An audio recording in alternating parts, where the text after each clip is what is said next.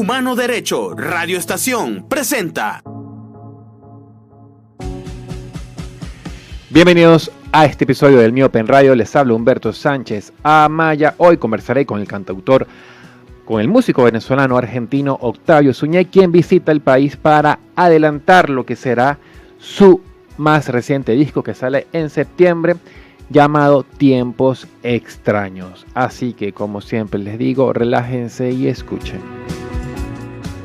Y me encuentro en el estudio con Octavio Suñé, cantautor que está de visita en Venezuela para presentarnos Tiempos Extraños, lo que será su próximo, su más reciente álbum. ¿Cómo estás, Octavio? Muy bien, muchas gracias, Humberto, por la invitación. No lo hago con Octavio desde el año 2016, además que no te veo en tarima desde ese año, si bien es cierto que has visitado el país. Actualmente Octavio reside en la ciudad de Buenos Aires, en Argentina. Y Octavio en los últimos años ha venido, pero con un show más íntimo, ¿no? más pequeños, en distintos lugares locales de Caracas. Sí. Recuerdo que la vez anterior que te vi, la última, por decirlo de alguna forma, fue en Teatrex, en Ciclo y Aparte, en aquel momento, en los años de todo. Correcto. Estabas presentando ese álbum, tu segundo álbum. Es cierto. Del que decías, he sobrevivido al mito de los segundos álbumes. A la maldición de los primeros álbumes. Sí. Exactamente. Es verdad. Y ahora vienes con Tiempos Extraños, Octavio. Correcto. Ahora venimos con este disco nuevo. Bueno, ya dejamos atrás la maldición del segundo disco, por fin salimos de eso. Y nada, y este es un disco que se gesta en pandemia, prácticamente. Porque el primer sencillo que fue Los Años Asexuados lo hice en 2019. Sí. Ya con miras a empezar a componer el nuevo disco, pero bueno, nos atrapó la pandemia ahí en el medio y casi todo el disco, pues, los temas fueron surgiendo ahí, dentro de la pandemia. De este álbum, por eso los tiempos extraños, ¿no? Totalmente. Sí. Y eso hoy de este álbum, es que tendrá 13 canciones, de las cuales conocemos 5. Sí. Hasta el momento, desde Los Años Asexuados en 2019 hasta los que has sacado entre 2020 y 2023. Correcto. ¿No? Siento que, como bien dices, es un tiempo, surge en tiempos convulsos, en tiempos inciertos, y por eso también lo siento que es un álbum estás como eres como testigo y reflexivo de lo que pasa en el entorno, ¿no? Sí. Siento que todo, por ejemplo, es una mirada mucho más intimista, porque además habían pasado en ese momento muchas cosas personales, ¿no? Lo de tu padre.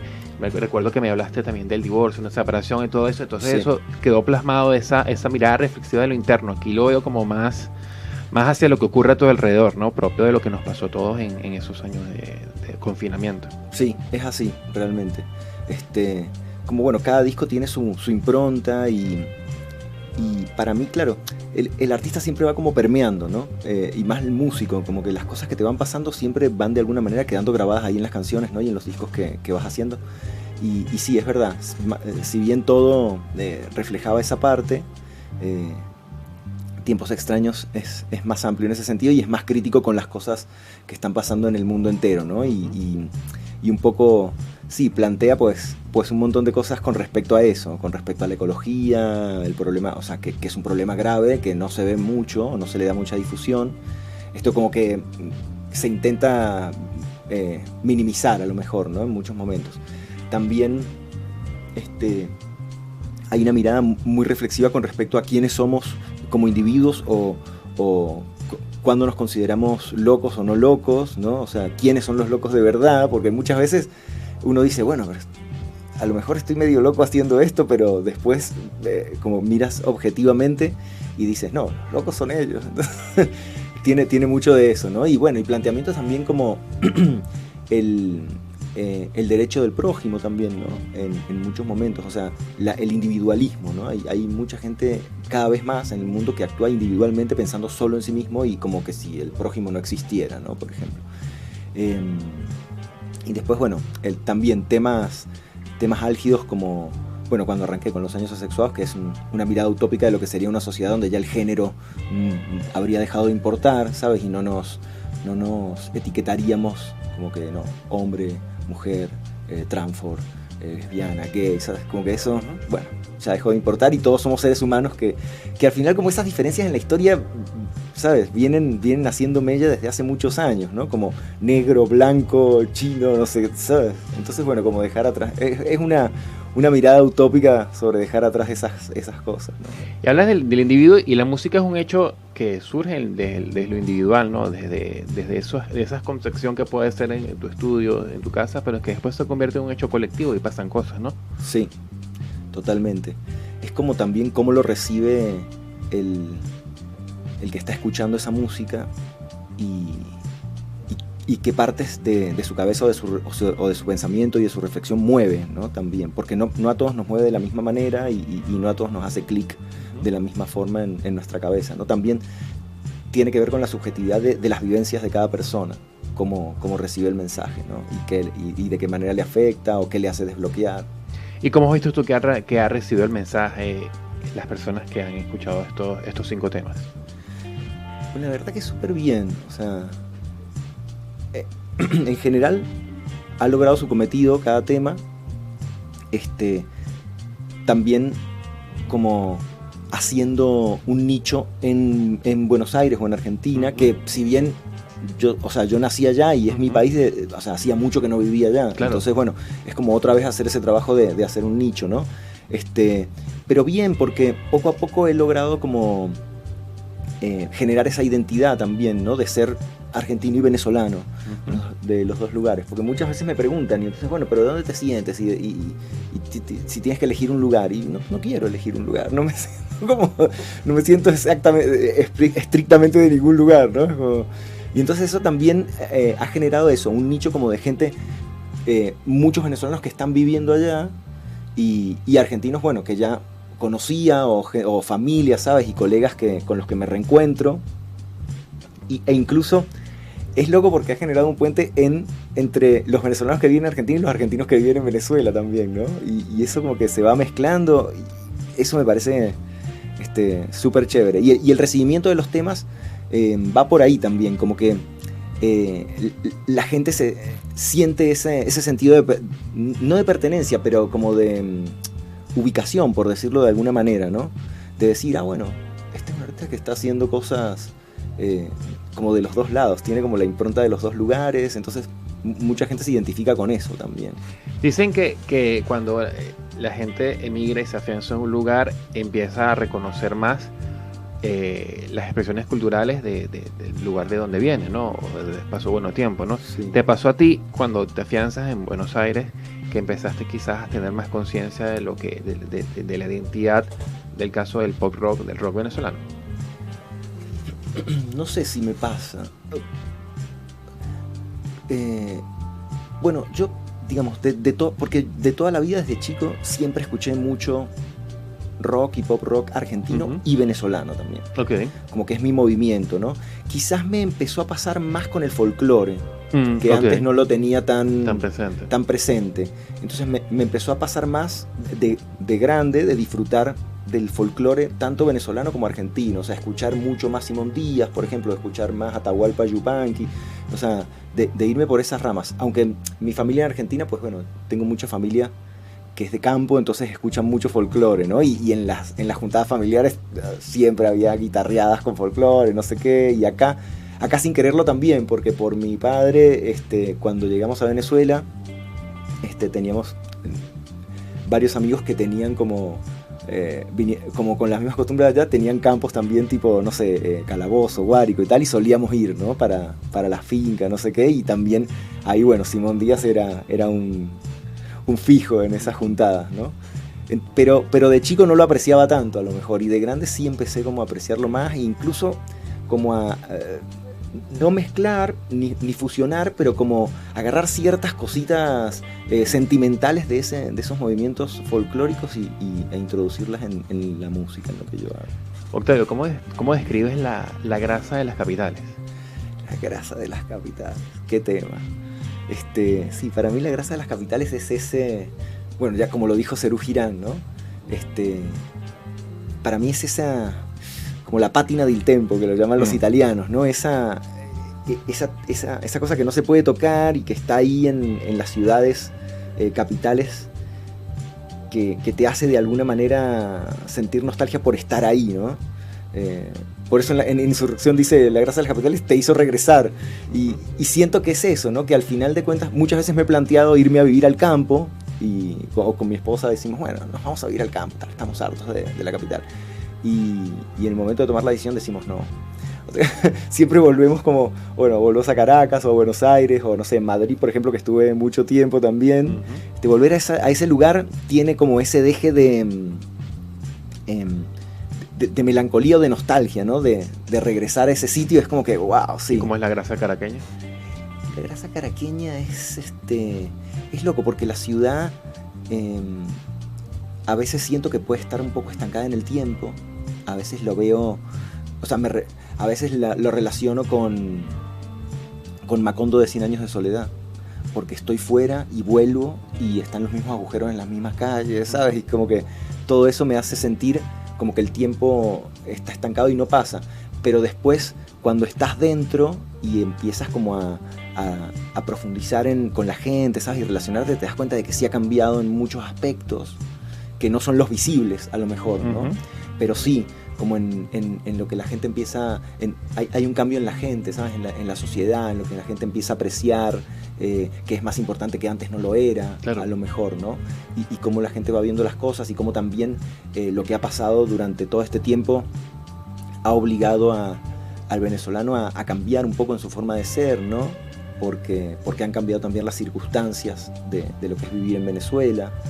Entonces para mí como la grasa caraqueña viene por ahí, por ese lado, ¿no? Y también por el lado que me genera cierta nostalgia o melancolía, es que, no melancolía, pero como que me gusta, ¿no? Y que me hace regresar, es como el ver que a pesar de todas las contradicciones o los eventos que pasan y los contras que pueden suceder, como que la gente sigue haciendo cosas y de alguna manera y existe esa resiliencia, ¿no?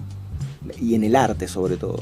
Octavio, en los pasajeros te acompaña Lucía. Sí, me acompaña Lucía, mi hija mayor, que bueno, está también como tocada por el tema de la música.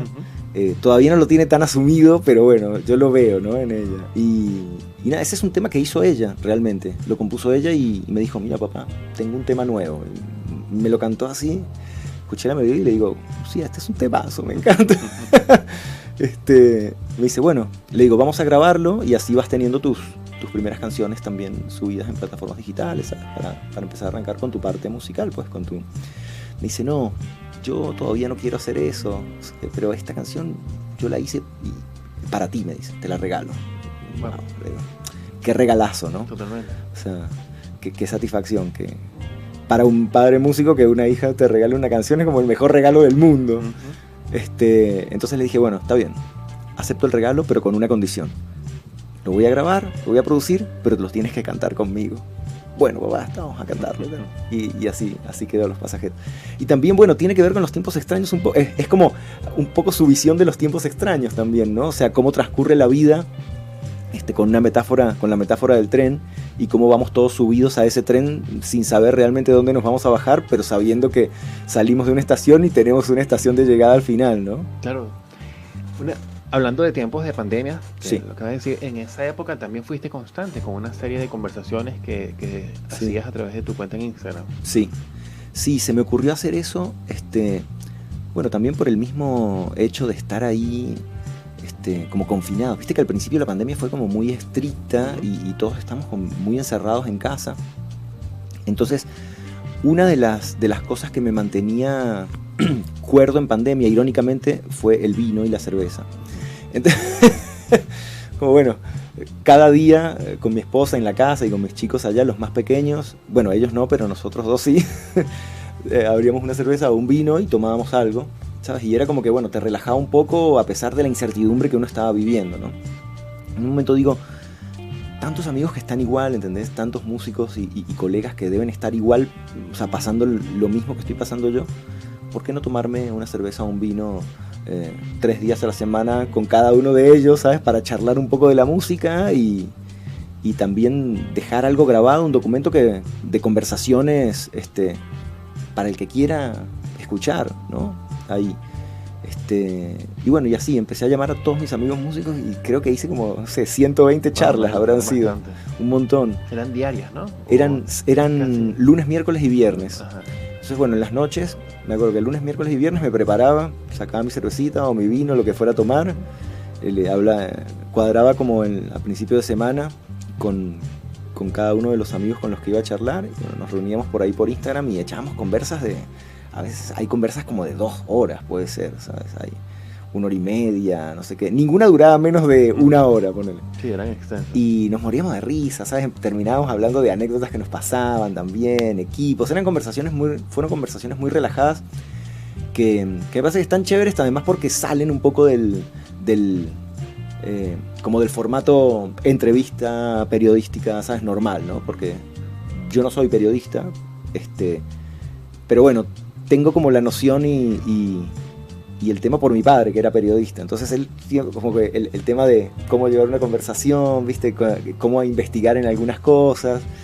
Y eso me hizo muy bien, la verdad. Me hizo transitar también la pandemia con algo que hacer, porque como no se podía salir ni nada, también era como reunirse a veces con algún amigo a tomar algo, aunque sea virtualmente. Claro.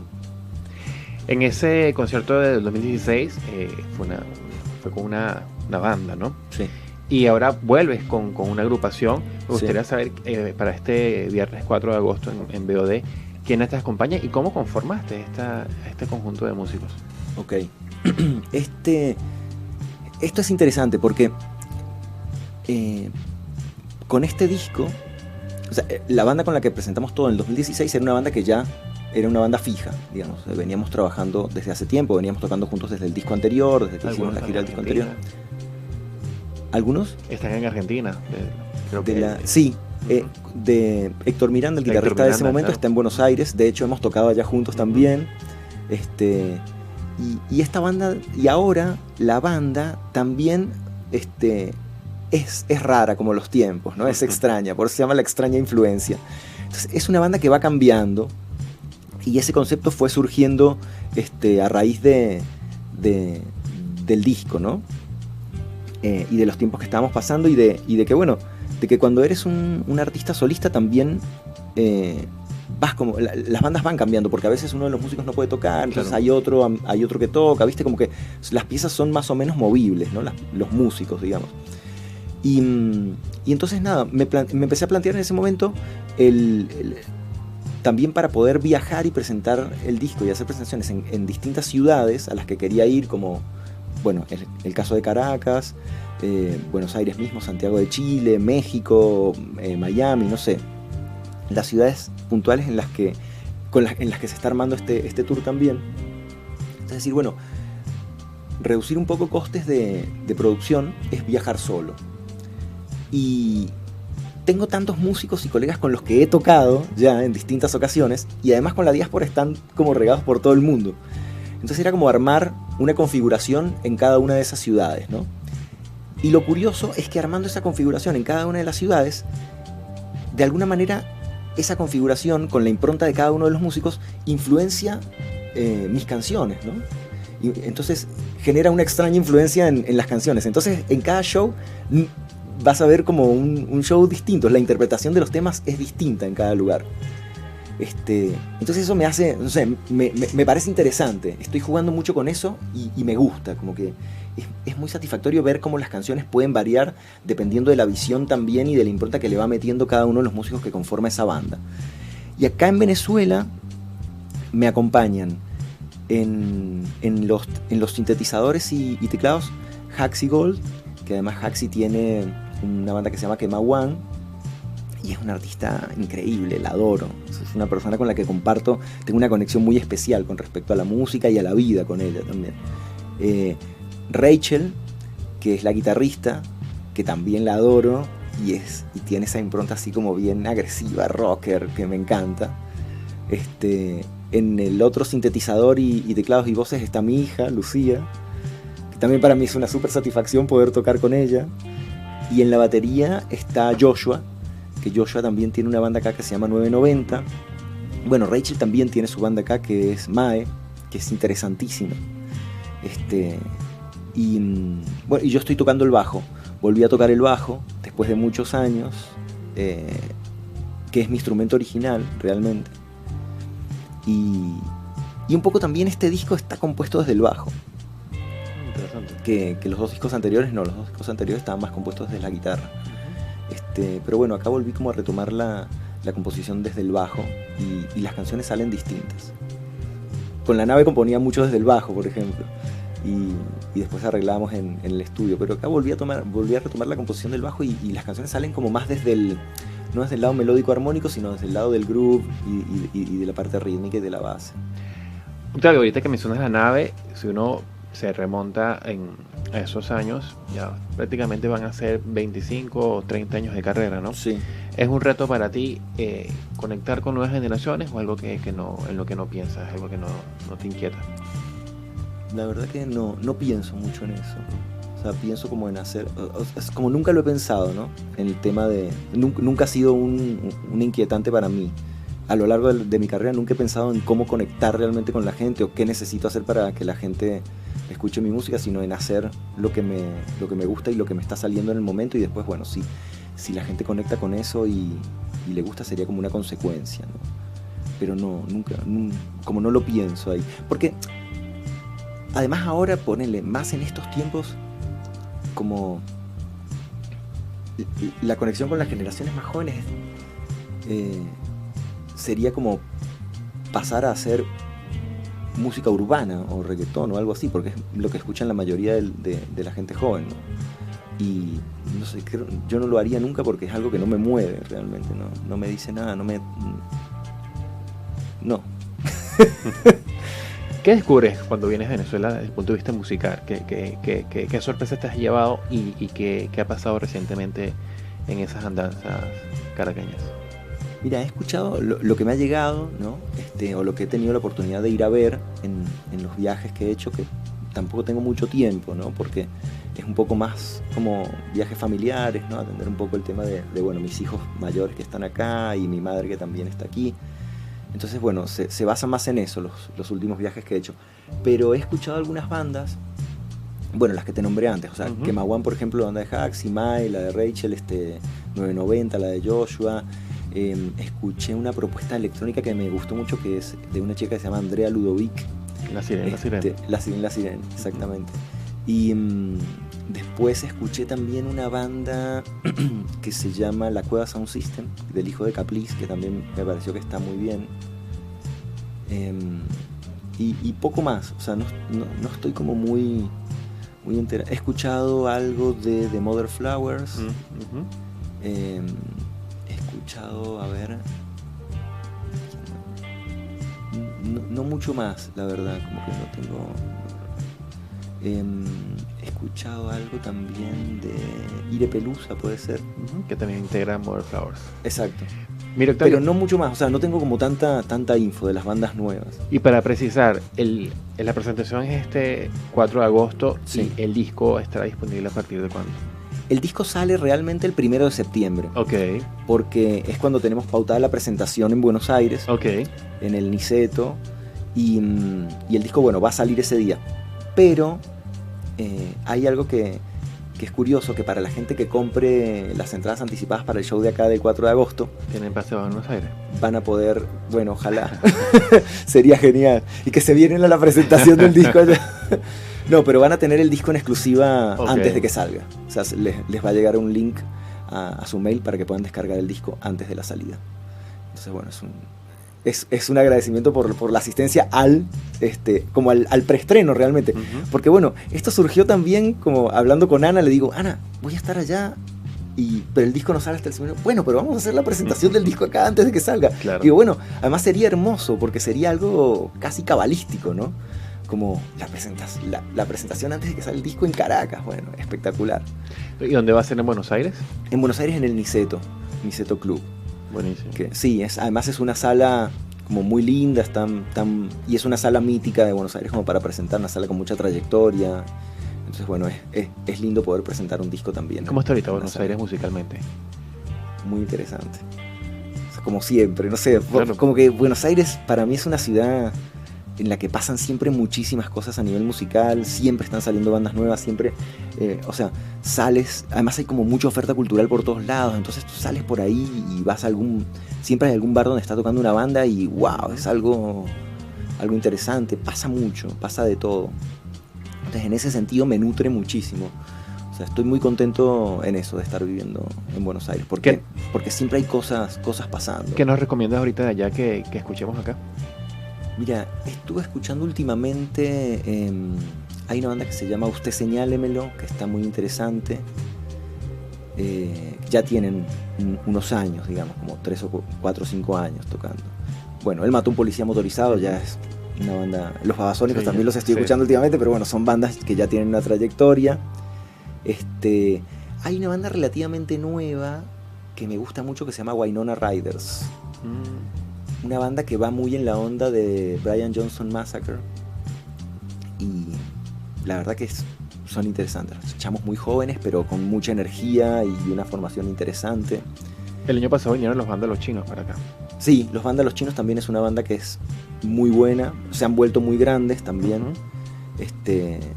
Recuerdo que los vi precisamente en el Niceto hace ya prepandemia, pues.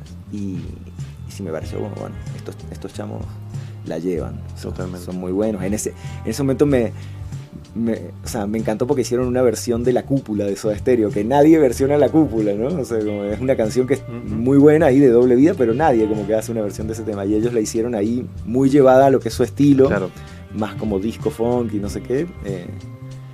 Sí, es una banda muy interesante también, me gusta mucho los Vándalos Chinos. Buenísimo, Octavio. ¿Algo más que quieras agregar, precisar y consideres pertinente o no hayamos mencionado en estos minutos de conversación? No, creo que estamos. ¿Tus coordenadas? Cool. Mis coordenadas, claro. Bueno, sí, me pueden seguir en cualquiera de las redes como Octavio Zuné. Buenísimo. En todas es el mismo nombre. Un placer, Octavio. Igualmente, Humberto, muchas gracias por la invitación. Seguro que sí. Eso fue todo por hoy en el Mi Open Radio. Les habló Humberto Sánchez Amaya. Este episodio se grabó el lunes 31 de julio del año 2023 en los estudios de Humano Derecho Radio Estación por la emisora Melanio Escobar en la dirección, Génesis Zambrano en la coordinación de estudio Héctor Meneses. Nos vemos.